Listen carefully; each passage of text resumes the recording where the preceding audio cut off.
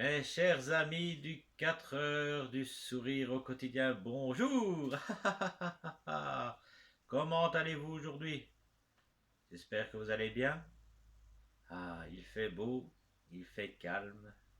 Ça me donne envie d'aller dans mon jardin et de peindre, de mettre en couleur sur une toile la beauté des arbres tout fleuris.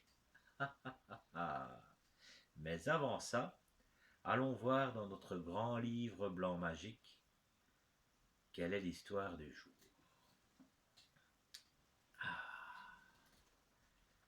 Alors, mes chers enfants, petits et grands, bien sûr.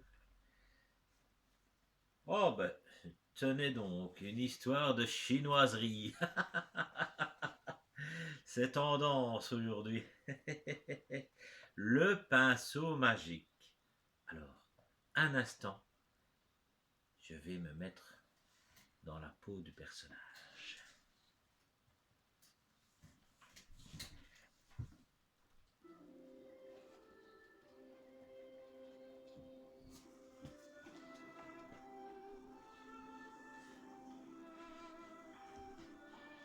Ah. Le pinceau magique. Ah, ah, ah, ah. Mes chers amis, qu'est-ce donc? Alors voici son histoire. Il y a très longtemps, dans un pays dirigé par un empereur très méchant, un petit orphelin appelé Maliang, qui rêvait de devenir un peintre célèbre. Comme il était trop pauvre pour s'acheter un pinceau, il faisait tous ses dessins à l'aide d'un simple crayon noir. Malgré cela, tous pouvaient reconnaître son grand talent.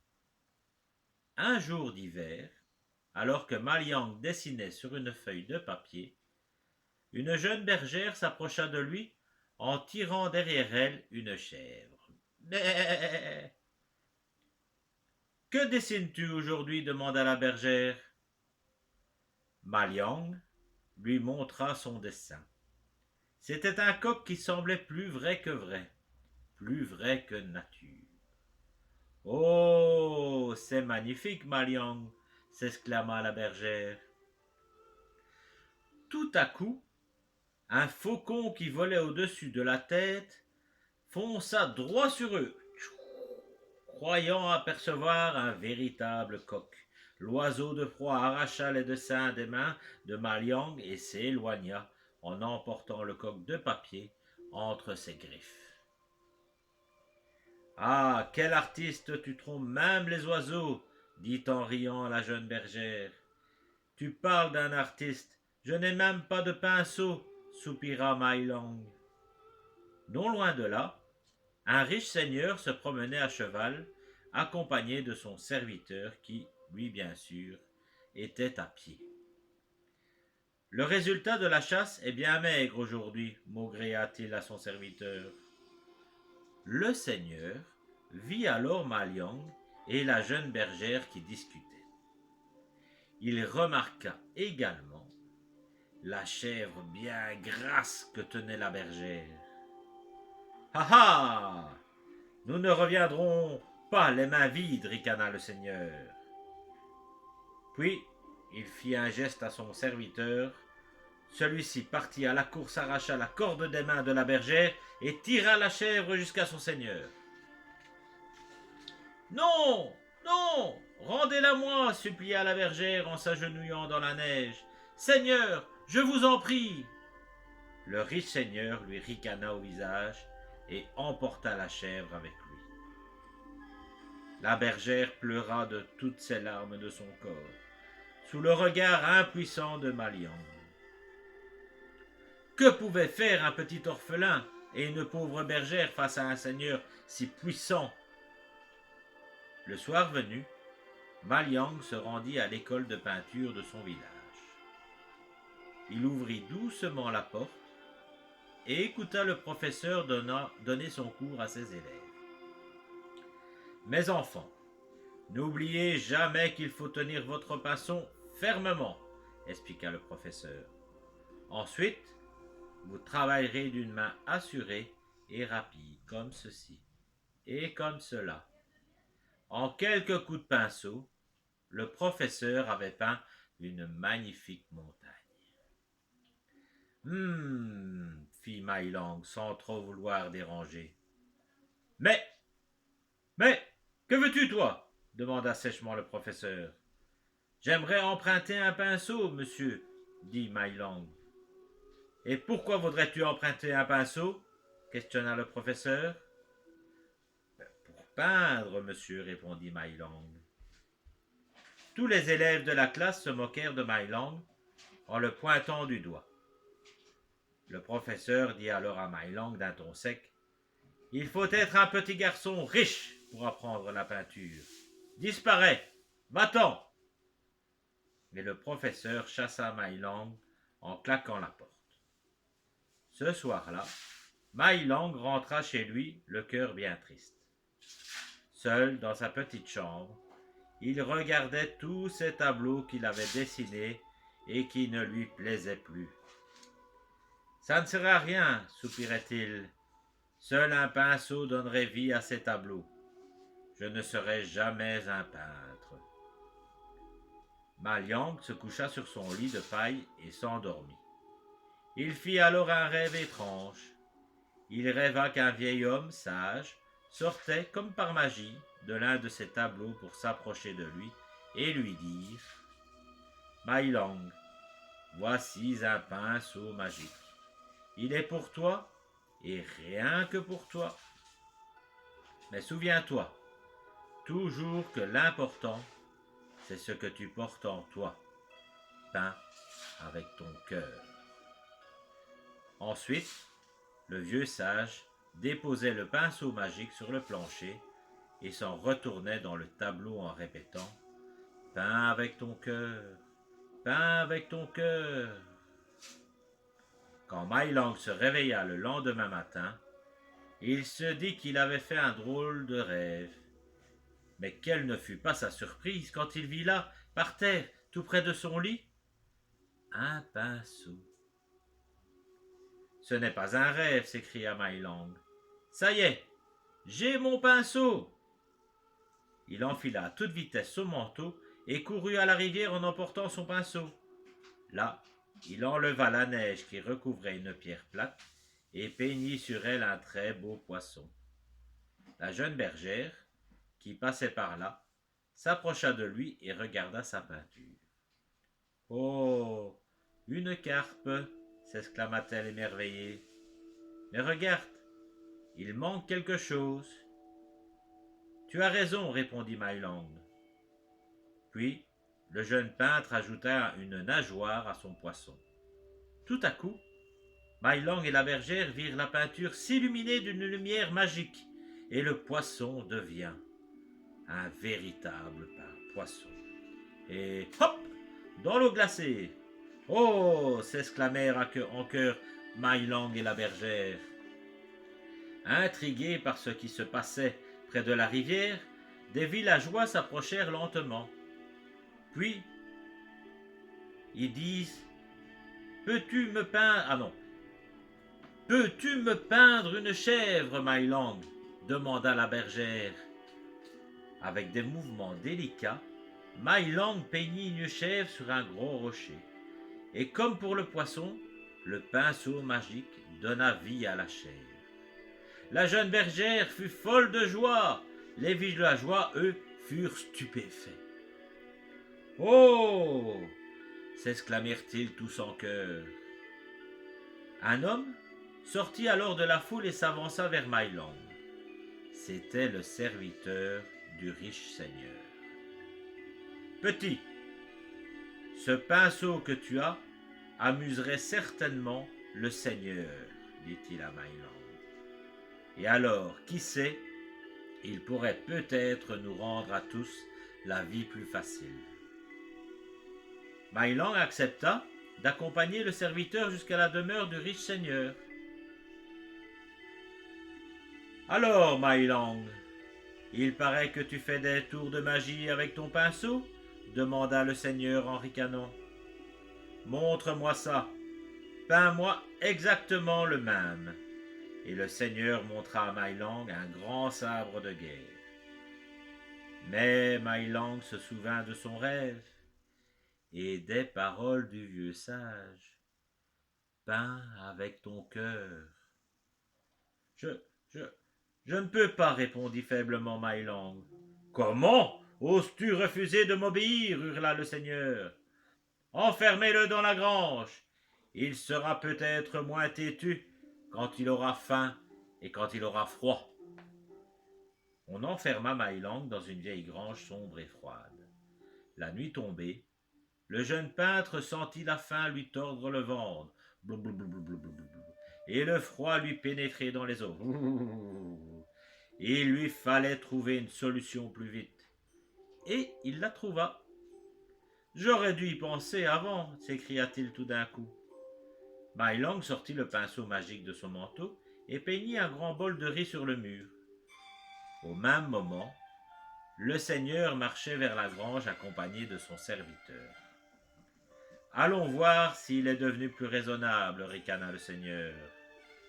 Arrivé devant la grange, le seigneur regarda par les fissures de la porte et ce qu'il vit le renversa. Mai Lang mangeait un grand bol de riz et se réchauffait confortablement auprès d'un feu de bois. Le petit gardement, hurla de colère le seigneur. Ouvre-moi cette porte, dépêche-toi. Le serviteur voulut ouvrir la porte, mais elle était coincée par le froid. Ouvre-moi cette porte, répéta le seigneur en frappant son serviteur de grands coups de bâton. Alerté par les cris, Mai Lang se dépêcha de peindre sur le sol une longue échelle de bois. Ensuite, il la déposa sur le mur et grimpa rapidement jusqu'à la fenêtre. Cogne plus fort, hurla sans cesse le seigneur à son serviteur. Mais le serviteur eut beau cogner à la porte de toutes ses forces, elle ne s'ouvrit pas. Ah, recule, idiot, ordonna le seigneur. Il écarta rudement son serviteur et défonça la porte d'un grand coup de pied. Quand il entra dans la grange, il vit Mai Lang en haut de l'échelle. Il était en train de peindre une ouverture autour de la fenêtre. Le seigneur s'empressa de grimper à sa poursuite, mais les barreaux de l'échelle cédèrent sous son poids énorme et il retomba durement sur le plancher. Mai Lang en profita pour sauter par l'ouverture qu'il avait peint et atterrit dehors, dans la neige. Il prit ses jambes à son cou. « Va me chercher mon cheval, ordonna le seigneur à son serviteur. Le serviteur obéit, de peur. Pendant ce temps, Mai Lang avait beaucoup de mal à avancer dans la neige épaisse, et après une course épuisante à travers la forêt, il arriva devant un ravin. Pour le traverser, une seule voie possible. Un vieux tronc d'arbre qui reliait les deux versants comme un pont. « Le voilà !» cria une voix. Mai Lang se retourna et vit le riche seigneur et son serviteur qui s'approchaient. « Vite, attrape-le !» grogna le seigneur. Le serviteur s'élança à la poursuite de Mai Lang. Le jeune peintre s'arma de courage et traversa le ravin en marchant sur le vieux tronc d'arbre. En arrivant de l'autre côté, il vit le seigneur qui commençait déjà à traverser à son tour. Mai Lang peignit alors des flammes sur le tronc d'arbre qui se mit aussitôt à brûler. « Ah !» s'écria de peur le serviteur. Et il revint rapidement sur ses pas, juste à temps pour voir le vieux tronc s'effondrer en flammes au fond du ravin. « Imbécile !» ragea le seigneur en frappant son pauvre serviteur à coups de bâton. « L'empereur va entendre parler de ce morveux. » De l'autre côté du ravin, Mai Lang vit les deux hommes s'éloigner enfin. Au fond de lui, il ressentit toute la reconnaissance qu'il avait envers son pinceau magique. Et il chantait « Le pinceau magique, un cadeau béni, un vrai coup de chance, mais risquez ma vie. Montre-toi sage, faites-en bon usage, qu'il neige ou qu'il pleuve, que la terre, que le tonnerre gronde, Que la tempête fasse rage, tous les jours je m'entraînerai pour montrer ce que je sais. Je créerai des oiseaux en papier, je peindrai un dragon vigoureux, je dessinerai 1000 bateaux argentés, aux voiles couleur de feu. Toute l'année, j'apprendrai à peindre sans jamais me plaindre. Ensuite, je pourrai accéder à la vérité. Peindre, c'est magique, je tiens l'avenir dans mes mains. Et dans l'espace, entre terre et ciel, voir le phénix s'envoler, se réchauffer au soleil, voguer sur ses ailes dorées. Avec mon pinceau magique, je peux peindre mon destin. Quelques jours plus tard, assis à table d'un petit commerce du village, Mai Long s'exerçait à peindre une cigogne. La commerçante jeta un coup d'œil à sa peinture. Regarde, tu as oublié de lui dessiner un œil à ta cigogne, dit-elle. Mais pourquoi ne finis-tu donc jamais tes tableaux? C'est mieux comme ça, répondit Mai Long. Ça évite d'avoir des ennuis. Des ennuis, s'étonna la commerçante. Tout à coup, en selle sur de beaux chevaux noirs, des hommes armés arrivèrent au galop dans la rue. Qui est-ce? Demanda Mai Long à la commerçante. Ce sont les gardes impériaux, répondit la commerçante. Ils ont beaucoup de pouvoir. Alors, baisse la tête, ne les regarde surtout pas. Mai Long et la commerçante baissèrent la tête en signe de respect. L'un des soldats prit la parole.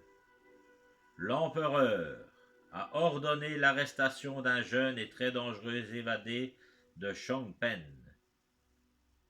Cet enfant possède un pinceau diabolique. Toute personne le cachant sera punie par l'empereur en personne.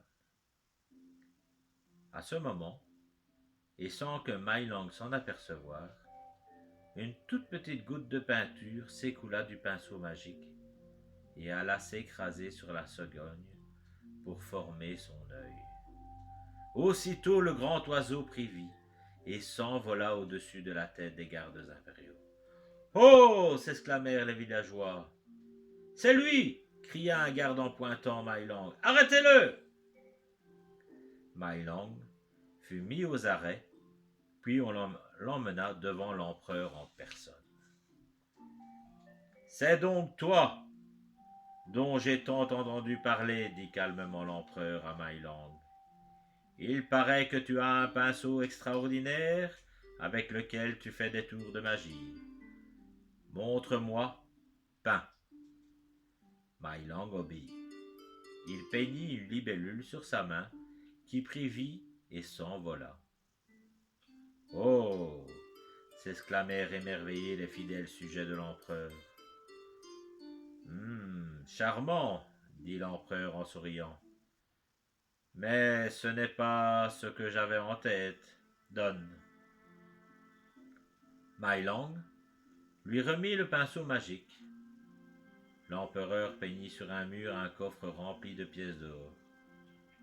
La peinture s'illumina et les pièces d'or commencèrent à devenir bien réelles. Regardez, de l'or! De l'or! Ria de l'empereur en peignant. Et encore plus d'or! Ah ah ah ah ah! Oh! Se pâmèrent les fidèles sujets. Il semblerait que ce pinceau magique ait enfin trouvé son véritable maître, s'exclama l'empereur. Je ne suis pas seulement un grand empereur, je suis un grand artiste aussi. Mais à la surprise générale, l'or se métamorphosa soudainement en serpent géant. Tous reculèrent effrayés. Le serpent glissa dangereusement vers l'empereur. Ah, faites quelque chose, hurla l'empereur à ses gardes.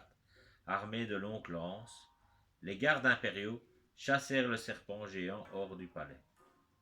L'empereur essuya sur son front en sueur, puis il dit à Mai Long, « Je crois qu'ensemble, tous les deux, nous allons devenir les plus grands peintres de tout le pays. Qu'en penses-tu? » Mai Long se tut.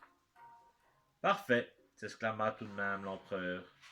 Maintenant, je veux que tu peignes une salle pleine d'or.